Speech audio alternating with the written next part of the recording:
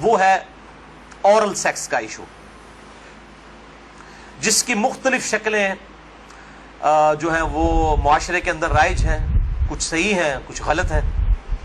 اس میں بنیادی اصول آپ سمجھ لیجئے، اور وہ ہے سورۃ البقرہ کی آیت نمبر 187، اعوذ باللہ من الشیطان الرجیم، بسم اللہ الرحمن الرحیم، احل لکم لیلۃ الصیام الرفث الی نسائکم، حلال کر دیا ہے اللہ نے رمضان کی راتوں میں بھی تمہارا اپنی بیویوں کے ساتھ ازدواجی تعلق قائم کرنا۔ ہن لباس لکم، تمہاری بیویاں تمہارا لباس ہیں، وانتم لباس لہن، اور تم اپنی بیویوں کا لباس۔ اب یہ لباس میں نے جو پہنا ہوا ہے، اس لباس اور میرے جسم کا کوئی پردہ نہیں ہے، میاں بیوی کا آپس میں کوئی پردہ نہیں ہے، کیونکہ ایک دوسرے کا لباس ہے، ایک دوسرے کی عفت اور عصمت کی حفاظت کا ذریعہ بھی ہے، ایک وہ معنی بھی ہے، اور دوسرا اس حوالے سے پریکٹیکلی بھی وہ لباس ہے کہ میاں بیوی کا آپس میں کسی بھی چیز کا کوئی پردہ نہیں ہے۔ کسی حدیث کے اندر کوئی اس طرح کی چیز رپورٹ نہیں ہوئی۔ اس حوالے سے ایک مردود اور منقطع روایت پیش کی جاتی ہے، اور اس تابعی کا سما جو ہے وہ سیدہ عائشہ رضی اللہ تعالیٰ عنہا سے ثابت ہی نہیں ہے۔ سنن ابن ماجہ میں حدیث ہے 1922، مشکات میں 3123 ہے، لیکن مردود روایت ہے، منقطع ہے، کہ اما عائشہ رضی اللہ تعالیٰ عنہا کا بیان ہے کہ میں نے نبی صلی اللہ علیہ وسلم کی شرمگاہ کبھی نہیں دیکھی۔ لیکن یہ روایت ہی ضعیف ہے، جس کی بنیاد کے اوپر لوگوں نے اورل سیکس کے حوالے سے عجیب و غریب فتوے دیے، اور کہا کہ جی میاں بیوی ایک دوسرے کی شرمگاہ کو نہیں دیکھ سکتے، یعنی وہ کہتے ہیں دیکھ ہی نہیں سکتے، اگلی بات تو آپ چھوڑ ہی دیں۔ تو یہ حدیث ہی بالکل جو ہے وہ منقطع ہے اور مردود روایت ہے، جس کی بنیاد پہ یہ پورے کا پورا ایک اسکول آف تھاٹ کھڑا کیا ہوا ہے۔ بھائیو، اسلام میں ایز سچ اورل سیکس کی کوئی ممانعت نہیں آئی، سوائے وہ قوم لوط والا جو اینل سیکس ہے اس کو ضرور ایڈریس کیا گیا۔ اس حوالے سے جتنی بھی باتیں کی جاتی ہیں وہ علماء کے فتوے ہیں، اور ظاہر ہے کہ جب فتویٰ ہوگا تو وہ ایکسپرٹ اوپینین ہے، وہ اجتہادی ایشو ہے، اس میں کوئی شخص بھی دلائل کے ساتھ کسی کے ساتھ اختلاف کر سکتا ہے، اور اس کو آپ کتاب و سنت کی نص کی طرح بالکل فائنل اتھارٹی نہیں مان سکتے، اس کے لیے دلائل دینے کی ضرورت ہوگی، زبانی کلامی نہیں کہ میرا دل نہیں مانتا، یہ چیزیں اس طریقے سے نہیں۔ بہرحال اورل سیکس کے حوالے سے میڈیکل ایشو ضرور ریزالو کرنا چاہیے، کیونکہ اس قرآن حکیم نے ہمیں دو ہی علوم بتائے ہیں، ایک ریویلڈ نالج جو وحی کا علم ہے، اور دوسرا acquired knowledge, the knowledge obtained through observations and experiments، science کا علم۔ ان دو میں سے اگر ایک علم بھی یہ چیز ویریفائی کر دے کہ اس طرح کا ایکٹ جو ہے صحت کے لیے نقصان دہ ہے، تو پھر اس کی اسلام میں اجازت نہیں ہوگی۔ مثال کے طور پر یہ جو یورینیم ہے، اگر آپ اس کو نیکڈ ہاتھ لگائیں گے تو سکن کینسر اس کی وجہ سے ہو سکتا ہے، یہ قرآن و حدیث میں نہیں موجود لیکن سائنٹیفکلی پروف ہے، تو یہ اس کو پھر اس طریقے سے پریکٹس کیا جائے گا اور بچا جائے گا۔ اس حوالے سے میں نے گفتگو بھی کر دی ہے، مسئلہ نمبر 39، علم وحی اور علم سائنس کی اہمیت اور ان کا دائرہ کار، اہل سنت پاک.com پہ۔ بہرحال میں نے اشارتاً اب گفتگو کر دی ہے، عقل مند کے لیے اشارہ کافی ہے، اس میں مزید ڈیٹیل میں جانے کی ضرورت نہیں ہے۔ البتہ آخر میں سیکس کے اعتبار سے دو بڑے کریٹیکل ایشوز ہیں، ان کو ایڈریس کر دوں۔ بڑے دو اہم مسائل ہیں، تاکہ کوئی تشنگی باقی نہ رہے۔ پھر بھی اگر کسی کی کوئی تشنگی باقی رہے، لیکچر کے اینڈ پہ پوچھ سکتے ہیں، یا بعد میں بھی مجھے ای میل کر سکتے ہیں، mirza_95@yahoo.com۔ اور ای میل کے حوالے سے میں آج کل بڑی آزمائش سے گزر رہا ہوں، ای میلز جو ہیں وہ سینکڑوں ہزاروں تک پہنچ جاتی ہیں، اس لیے بعض کا 7-8 دن لگ جاتے ہیں میں جواب، یعنی پہلے تو ایک دن میں دے دیتا تھا، اب وہ ایک ہفتے سے بھی بڑھ جاتا ہے۔ یہ تو ابھی شکر ہے جو اہل سنت پاک.com پہ آتی ہیں وہ ہمارے فرحان بھائی جواب دیتے رہتے ہیں، ورنہ وہ بھی دینی پڑے، اور واٹس ایپ کا جو علیحدہ سے معاملہ میں نے تو وہ مصیبت پالی نہیں ہوئی ہے، کیونکہ میں اس کو مینج کر نہیں سکتا۔ تو یہ آخر میں دو اہم ترین مسائل میں نے بیان کرنے تھے اسی سیکس ڈسپلن کے پوائنٹ آف ویو سے۔ پہلا مسئلہ ہے وہ ہے بڑی عمر کی رضاعت کا مسئلہ، یعنی اگر میں کھل کے بیان کروں کہ اگر کوئی مرد اپنی بیوی کے پستان سے دودھ پی لے تو کیا اس سے رضاعت ثابت ہوگی، کیا نکاح ٹوٹ جائے گا، کیا اس طرح کا کوئی معاملہ ہو جائے گا؟ کیونکہ امام ابن تیمیہ نے اس قسم کا فتویٰ دیا، اور وہ آج تک جو ہے وہ اہل حدیث کے گلے میں فٹ ہوا ہے۔ سارے تو نہیں، مطلب جو اہل علم ہے وہ تو سمجھتے ہیں کہ فضول فتویٰ تھا، ان کے نزدیک تو اس طریقے سے رضاعت ثابت ہو جائے گی اور نکاح بھی ٹوٹ جائے گا۔ تو میں اس کو ایڈریس کرتا ہوں۔ صحیح بخاری اور صحیح مسلم کی متفقن علیہ حدیث ہے. بخاری میں 5099 5099، مسلم میں 3568 3568، اور مشکات میں بھی ہے انٹرنیشنل نمبر کے مطابق 3161، کہ آپ صلی اللہ علیہ وسلم نے ارشاد فرمایا کہ جو رشتے دودھ کی وجہ سے، جو رشتے جو ہے وہ نسب کی وجہ سے حرام ہوتے ہیں، وہی رشتے دودھ پینے کی وجہ سے بھی حرام ہو جاتے ہیں. یعنی اگر دو مختلف ماں باپ والے بچوں نے کسی ایک کامن عورت کا دودھ پی لیا ہے تو اس عورت کی جو اولاد ہے وہ ان کے بہن بھائی بن جائیں گے دودھ کے رشتے کی وجہ سے. تو جس طریقے سے نسب جو ہے وہ حرمت والا رشتہ بنا دیتا ہے، اسی طریقے سے رضاعت کا رشتہ دودھ پینے کی وجہ سے بھی اسٹیبلش ہوتا ہے، اور وہ ایک دو بار دودھ پینے سے نہیں. وہ صحیح مسلم میں 3597 نمبر حدیث ہے، مشکات میں 3167 3167، کہ کم از کم 5 مرتبہ اگر کوئی عورت دودھ پلا دے کسی بچے کو تو پھر وہ بچہ جو ہے اس عورت کی جو ڈائریکٹ اپنی اولاد ہے اس کا وہ بہن بھائی بن جائے گا 5 دفعہ کم از کم. تو وہ محرمات ابدیہ میں داخل ہو جائے گا جن کا ذکر سورۃ النساء کی آیت نمبر 23، چوتھے پارے کی آخری آیت ہے سورۃ النساء آیت نمبر 23 میں. ہمیشہ کے لیے جو حرمت والے رشتے ہیں، یعنی ماں باپ کے ساتھ، اس طریقے سے دادی دادا، اس طریقے سے چچا تایا ماموں، یہ سارے رشتے جو حرمت والے ہیں وہ اسی ایک آیت کے اندر بیان ہوئے ہیں سورۃ النساء آیت نمبر 23. بھائیو، اس حوالے سے جو احادیث کچھ پیش کی جاتی ہیں کہ اگر کوئی عورت پیالے میں اپنا دودھ نکال کے کسی مرد کو پلا دے تو وہ اس کے ساتھ حرمت والا رشتہ اس کا اس طریقے سے بن جائے گا، تو وہ اس کے لیے محرم ہو جائے گی. تو وہ احادیث منسوخ ہیں اور ان کی ناسخ حدیث صحیح بخاری اور صحیح مسلم دونوں میں موجود ہے. اب امام ابن تیمیہ ان حدیثوں کے اوپر عمل کر کے انہوں نے فتویٰ دے دیا کہ اگر کوئی مرد اپنی بیوی کا دودھ پی لے تو نکاح بھی ٹوٹ گیا، ہمیشہ کے لیے وہ حرام ہو گئی. اور یہ سارا معاملہ، حالانکہ یہ حدیث موجود ہے بخاری اور مسلم دونوں میں. صحیح بخاری میں انٹرنیشنل نمبر کے مطابق 5102، صحیح مسلم میں 3606، اور مشکات میں 3168 3168، کہ نبی صلی اللہ علیہ وسلم نے ارشاد فرمایا الرضاعۃ من المجاعہ، کہ جو رضاعت کا رشتہ ہے یہ بھوک کی عمر تک ہے. جب بچہ بھوک کی عمر میں دودھ مانگتا ہے، یعنی زبان سے نہیں وہ مانگ سکتا، بھوک کی عمر تک رضاعت کا رشتہ رہتا ہے. اور وہ قرآن حکیم میں 2 سال بتائی گئی ہے دودھ چھڑانے کی عمر. تو آپ صلی اللہ علیہ وسلم نے کلیئر کٹ فرما دیا کہ جو دودھ چھڑانے کی عمر ہے اس دوران اگر کوئی بچہ دودھ پی لے، اور وہ بھی صحیح مسلم کی حدیث کے تحت 5 مرتبہ، تو تب رضاعت کا رشتہ، دودھ کا رشتہ اسٹیبلش ہوگا، ورنہ نہیں ہوگا. تو اب جو بڑا مرد ہے وہ تو 2 سال کا تو نہیں ہے. تو اس میں ظاہر ہے کہ بالکل امپلائڈ ہے کہ اگر کوئی اس طرح کا معاملہ کر لیتا ہے تو نہ رضاعت قائم ہوگی اور نہ میاں بیوی کا آپس میں کوئی نکاح ٹوٹنے والا معاملہ ہوگا. دوسرا اہم مسئلہ آج کا آخری وہ ہے میرے بھائیوں عزل کا ایشو، یا ماڈرن لینگویج میں کنڈوم کا استعمال. عزل عربی میں کہتے ہیں الگ ہو جانے کو، یعنی جب میاں بیوی ازدواجی تعلق قائم کریں، ڈسچارج کے وقت وہ الگ ہو جائیں، اس کو کہتے ہیں عزل. اور اسی کی ماڈرن فارم جو ہے وہ کنڈوم ہے. فیملی پلاننگ کے پوائنٹ آف ویو سے بھی استعمال کرتے ہیں. اس میں کوئی شک نہیں ہے کہ مفلسی کے ڈر سے فیملی پلاننگ کرنا اسلام میں قرآن حکیم کی آیات کی روشنی میں اس کی کوئی گنجائش موجود نہیں ہے، قطعاً حرام ہے. لیکن اگر عورت کی صحت کا ایشو ہو یا اولاد کی تربیت کے پوائنٹ آف ویو سے کسی کے لیے کوئی ریسٹرکشن ہو، وہ معاملہ الگ ہے، اس کے اوپر وہ والا فتویٰ نہیں لگے گا. اور اس کے ثبوت میں 3 حدیثیں پیش کروں گا، تینوں صحیح بخاری اور صحیح مسلم سے. لیکن اس میں یاد رکھیں کہ جو لوگ اس حوالے سے مرد اپنی نس بندی کروا لیتے ہیں، یعنی سیکچولی ڈسیبل ہو جاتے ہیں ہمیشہ کے لیے، جان بوجھ کے میڈیکلی کروا لیتے ہیں، یا عورتیں اپنی یوٹرس نکلوا دیتی ہیں، اگر کوئی بیماری یا کینسر والا ایشو نہ ہو وہ الگ بات ہے کہ جی تاکہ جی ہمیشہ کے لیے معاملہ اسٹیبلش ہو جائے، یہ قطعاً حرام ہے اور بدعت کبریٰ ہے. یہ اللہ کی شریعت کو بدلنا ہے، اللہ کی تخلیق کو بدلنا ہے. سورۃ النساء نمبر 119 کے تحت یہ قطعاً حرام اور شیطانی فعل ہے. کوئی مرد جو ہے اپنے آپ کو خصی کروا لے، یا کوئی عورت اپنی یوٹرس اور ہم جو ہے وہ حمل کا جو ذریعہ ہے اس کا رحم اس کو نکلوا دے.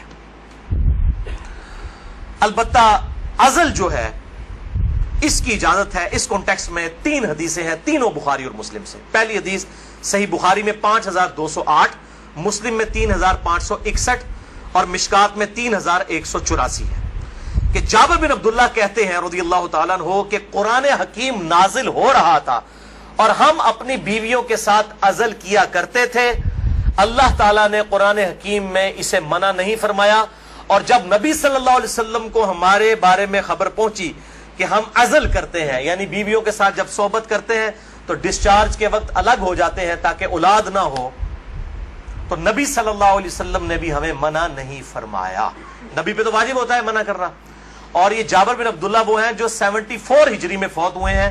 آپ صلی اللہ علیہ وسلم کے بعد بھی 62 ایئرز تک, 62 سال تک زندہ رہے ہیں, اور بخاری اور مسلم کی کئی احادیث کے راوی ہیں, اور 7 سب سے زیادہ 7 احادیث روایت کرنے والے صحابہ میں سے یہ ایک ہے, جابر بن عبداللہ انصاری رضی اللہ تعالی عنہ وعلیہ السلام.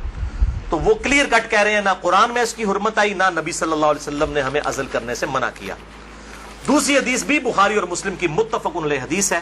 بخاری میں 4138, مسلم میں 3544, مشکات میں بھی موجود ہے 3186 کہ صحابہ کہتے ہیں کہ ہم اپنی لونڈیوں کے ساتھ صحبت کیا کرتے تھے اور پھر ہم عزل کر لیا کرتے تھے. تو ہم نے نبی صلی اللہ علیہ وسلم سے عرض کیا کہ ہم اس طریقے سے عزل کرتے ہیں, الگ ہو جاتے ہیں, ہم نہیں چاہتے کہ ہماری لونڈیوں سے اولاد ہو. تو آپ صلی اللہ علیہ وسلم نے فرمایا کہ کیا حرج ہے کہ اگر تم اپنی بیویوں کے ساتھ عزل نہ کرو, کیونکہ جس جان نے دنیا میں آنا ہے قیامت تک کے لیے وہ تو آ کر رہے گی. لیکن آپ نے منع نہیں فرمایا, آپ نے فرمایا جتنے مرضی ہیلے بازی کر لو, جتنے معاملات مرضی کر لو, جس جان نے دنیا میں آنا ہے اس نے آنا ہے. اور وہی اگلی حدیث ہے تیسری صحیح مسلم میں 3556, مشکات میں 3885.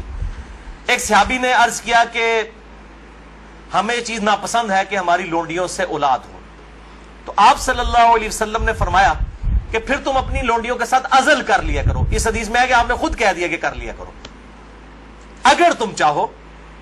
پھر آپ نے ساتھ ہی فرمایا لیکن جو جان مقدر ہے دنیا میں آنا وہ آ کر رہے گی. یہی ہوتا ہے, وہ جناب وقفے کرتے رہتے ہیں, اکٹھے ہی 3 بچے ہو جاتے ہیں, پھر سارے کے ساتھ وہ کہتے ہیں پتہ ہی نہیں چلا. پتہ تو نہیں چلے گا, ظاہر ہے یہ معاملات تو اللہ کے ہیں. اور آپ کو بتاؤں یہ جو اولاد والا معاملہ ہے یہ خالصتاً اللہ تعالیٰ نے اپنے پاس رکھا ہے. کئی پیغمبر ہیں جو بے اولاد ہیں, اور سورہ شورا کے آخری رکوع میں آیا اللہ تعالیٰ جسے چاہتا ہے بیٹے دیتا ہے, جسے چاہتا ہے بیٹیاں دیتا ہے, جسے چاہتا ہے دونوں دیتا ہے, جسے چاہتا ہے بے اولاد رکھتا ہے. نبی صلی اللہ علیہ وسلم کی ساری بیویاں بے اولاد ہیں سوائے حضرت خدیجہ کے, یا ایک سیدہ ماریہ ہیں, ان سے ایک بیٹے ابراہیم پیدا ہوئے, وہ بھی فوت ہو گئے. آپ کی ساری اولاد حضرت خدیجہ سے ہے, باقی آپ کی بیویاں جتنی ہیں وہ بھی بے اولاد ہیں. کیا ان کو اولاد کی تمنا نہیں ہوگی؟ سیدہ عائشہ کو, سیدہ حفصہ کو ہوگی, لیکن یہ ایکسکلوسیو اللہ تعالیٰ کا ڈیسیجن ہے. تو آپ صلی اللہ علیہ وسلم نے فرمایا کہ جو جان مقدر ہے وہ آ کر رہے گی. پھر کچھ عرصے کے بعد وہ صحابی حاضر ہوئے اور کہا یا رسول اللہ میری لونڈی جو ہے وہ تو امید سے ہے, حاملہ ہو گئی ہے. آپ نے فرمایا میں نے تجھے کہا نہیں تھا کہ جو اولاد مقدر میں ہے وہ آ کر رہے گی, اس کو کوئی نہیں روک سکتا. تو یہ چیزیں یعنی انسان اگر سمجھتا ہے رک جائے تو ایسا نہیں. لیکن یہ یاد رکھیے یہ لونڈیوں والا معاملہ ہے جو آزاد عورت ہے, کیونکہ ہماری بیویاں تو لونڈیاں نہیں ہوتی ہیں, تو آزاد عورتیں ہیں. آزاد عورت کے ساتھ عزل کرنے کے لیے بیوی کی اجازت کی بھی ضرورت ہے. مرد اپنی مرضی سے یہ ڈیسیژن نہیں کر سکتا. یہ ساری احادیث لونڈیوں سے ریلیٹڈ ہے. آزاد عورت اور بیویوں کے معاملے میں میاں بیوی دونوں کا راضی ہونا ضروری ہے. لہذا اس حوالے سے صحیح مسلم سے ایک حدیث جو پیش کی جاتی ہے اور کچھ اور روایتیں کہ عزل کرنا گویا کہ زندہ بچے کو گاڑ دینا ہے یا اولاد کا قتل ہے, وہ تمام احادیث کراہت کے اوپر مبنی ہے یا پھر وہ منسوخ تصور کی جائیں گی ان احادیث کی روشنی میں. اور الحمدللہ اسی پہ امت کا اجماع ہے. عزل کے جواز کے سب لوگ قائل ہیں, جس کی ماڈرن فارم جو ہے وہ کنڈوم کا استعمال ہے. لیکن اگر ایک دفعہ پریگنینسی آئیڈینٹیفائی ہو جائے, خواہ ایک دن کی ہو, لوگ پوچھ رہے ہوتے ہیں جی علیحدہ 40 دن ہی گزرے نے جی, 40 دن کے اندر ایک دن کی بھی پریگنینسی ہو, اس کو ضائع کروانا قطعاً حرام گناہ کبیرہ ہے, اولاد کا قتل ہے, خواہ ایک دن کی ہو. کوئی اس میں نہیں ہے جی چوتھے مہینے روح ڈالی جاتی ہے. بھائی چوتھے مہینے روح ڈالی جاتی ہے تو اس سے پہلے کیا ہوتا ہے, بچہ بڑا تو ہو رہا ہوتا ہے. وہ روح کے ساتھ زندگی کا ایشو اور ہے, روح کے بغیر بھی ایک زندگی ہے, وہ ایشو اور ہے. وہ بھی تو بچہ جو ہے ایک ایمبریو سے ایک جو ہے وہ جنین سے معاملات بڑھتے بڑھتے آگے جاتے ہیں، تو وہ بھی ایک زندگی ہے، روح کے ساتھ ایک اور زندگی ہے، روح کے بغیر بھی زندگی اس کے اندر موجود ہے۔ اسی لیے اگر مردہ بچہ بھی پیدا ہو تو راجح قول جامعہ ترمذی اور ابو داؤد کی حدیث کے تحت یہی ہے کہ اس کا جنازہ بھی پڑھایا جائے گا۔ اور لوگ کہتے ہیں جی زندہ پیدا ہوگا تو پھر پڑھایا جائے گا، مردہ بھی پیدا ہو ماں کے پیٹ میں تو وہ زندہ ہی تھا نا، ایگزسٹ تو کرتا تھا نا، تو افضل قول یہی ہے کہ اس کا جنازہ پڑھا جائے گا۔ تو یہ میرے بھائیوں کچھ اس حوالے سے چیزیں تھی جو میں نے بیان کر دی۔ البتہ اگر کسی عورت کی زندگی موت کی کشمکش بن جائے، اس صورت میں اگر وہ پریگنینسی کا بھی ضائع کروا دیتی ہے پھر اس پہ شرع گرفت نہیں، لیکن زندگی موت کی کشمکش اس سے کم پہ نہیں، صحت کا معاملہ نہیں، بیوی کمزور ہے یہ معاملہ نہیں، واقعی زندگی موت کی کشمکش بن جائے تو پھر وہ اسی طریقے سے جو سورۃ النحل کے اندر آیا کہ اس وقت تو اگر کوئی کلمہ کفر بھی کہہ دے اور دل میں ایمان ہو تو اللہ تعالیٰ گرفت نہیں فرمائے گا۔ اور اس حوالے سے ہمارے پڑوسی ملک انڈیا کے اندر آج سے کئی سال پہلے، تقریباً 15 سال پہلے کی رپورٹ ہے کہ روزانہ 3000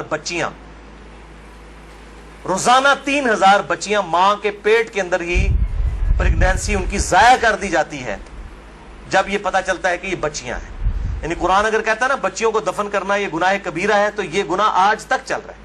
بیسک ہیومن انسٹنکٹ تو بدلی نہیں ہے نا۔ 3000، اسی وجہ سے انڈیا میں مردوں کی تعداد عورتوں سے زیادہ ہے۔ ویسے آپ حیران کن بات آپ کو بتاؤں، اس سال پاکستان کی رپورٹ بھی آئی ہے، پہلے پاکستان میں 52% عورتیں تھیں اور 48% مرد تھے، لیکن اب مردوں کی پرسنٹیج عورتوں سے پاکستان میں بھی بڑھ گئی ہے، اور اس کی مین ریزن ہی یہی ہے۔ یہ بہت بڑا گناہ ہے اور اللہ تعالیٰ پالنے والا ہے۔ 1901 کے اندر، یعنی جب 20ویں صدی کا آغاز ہوا، 1 ارب آبادی تھی، پھر اللہ تعالیٰ نے سائنس کی ترقی کرائی، انسان نے بیماریوں کا کنٹرول اس فزیکل فینومینا آف نیچر سے سیکھ لیا، اور اس وقت 1901 میں کہا جاتا تھا کہ 2001 کے اندر اگر دنیا کی آبادی ڈبل ہو گئی نا تو روٹی نہیں کوئی کسی کو ملے گی۔ اس وقت 1 ارب تھی 100 سال پہلے، یا آج سے 116 سال پہلے، تو 100 سال کے بعد 2 ارب آبادی نہیں ہوئی ہے، 3 ارب بھی نہیں ہوئی، 4 ارب بھی نہیں ہوئی، 5 ارب بھی نہیں، 6 ارب بھی نہیں، 7 ارب آبادی ہو چکی ہے، لیکن زمین نے اپنے خزانے اگل دیے۔ آپ جدھر جائیں، میں قسم سے منڈی سے گزرتا ہوں، اتنا فروٹ ہے ختم نہیں ہوتا۔ اس وقت موچی جوتیاں بناتے تھے، آج چائنا نے مشینوں کے اوپر اتنی جوتیاں بنا دی ہیں کہ دنیا میں 6 ارب انسان، اگر ہر انسان 10-10 جوڑے بھی خرید لینا وہ ختم نہیں ہوتے۔ تو سائنس نے ترقی کی ہے۔ جس زمین سے 40 من گندم نکلتی تھی آج 400 من نکل رہی ہے، 10 گنا زیادہ۔ امریکہ لاکھوں ٹن گندم ہر سال پیسیفک اوشن میں، بحر الکاہل میں ضائع کر دیتا ہے، ایکسیسو پیدا ہوتی ہے۔ انٹرنیشنل مارکیٹ میں گندم کی پرائز کو کنٹرول کرنے کے لیے لاکھوں ٹن گندم ضائع کی جاتی ہے، ایکسیسو پیدا ہو رہی ہے۔ تو اللہ تعالیٰ نے ترقی بھی کروا دی اس اعتبار سے، آپ ٹینشن نہ لیں۔ آج تو کیسے 1960 سے پہلے تو ایز سچ اس بڑے پیمانے کے اوپر تیل کی نعمت تو نہیں تھی دنیا کے اندر۔ ان عرب ملکوں میں 1960 کے بعد تیل نکلا ہے۔ ویسے تو تیل کا پہلا کنواں 1748 میں امریکن جو اسٹیٹ ہے پنسلوینیا، اس میں دریافت ہوا تھا، لیکن مین تیل جو نکلا ہے وہ اسی 20ویں صدی میں، کسی نے سوچا بھی نہیں تھا۔ اور اب تو اس سے بھی بڑی انرجی کا سورس ہے، وہ سولر انرجی ہے۔ اب چائنا نے کام کرنا شروع کر دیا، آپ دیکھیں گے 10-15 سالوں کے اندر جو ہے وہ ہر بندے نے اپنا جو ہے نا بجلی کا سسٹم اپنے گھر کے اوپر لگایا ہوا ہوگا۔ اور یہ سورج والا جو جب تک سورج ہے اس وقت تک زندگی ہے، یہ تو نہ ختم ہونے والا جو ہے وہ سورس ہے، رینیویبل جسے ہم کہتے ہیں اپنی سائنس کی لینگویج کے اندر۔ باقی یہ جو ہے نان رینیویبل ریسورسز ہیں، تیل ختم ہو جائے گا تو ختم ہو گیا، لیکن یہ سولر انرجی جب تک سورج ہے زمین پہ زندگی ہے، زمین پہ زندگی ہے تو سولر انرجی سے آپ فائدہ اٹھا سکتے ہیں۔ بات اللہ تعالیٰ سے دعا ہے جو حق بات میں نے کہی اللہ تعالیٰ ہمارے دلوں میں راسخ فرمائے۔ اگر جذبات میں میرے منہ سے کوئی غلط بات نکل گئی آج تو اللہ تعالیٰ ہمارے دلوں سے معاف کر دے، ہمیں کتاب و سنت کی تعلیمات پر عمل کر کے دوسرے بھائیوں تک پہنچانے کی توفیق عطا فرمائے۔ سبحانک اللہم و بحمدک، اشہد ان لا الہ الا انت، استغفرک و اتوب الیک، وما علینا الا البلاغ المبین۔ جزاک اللہ خیرا۔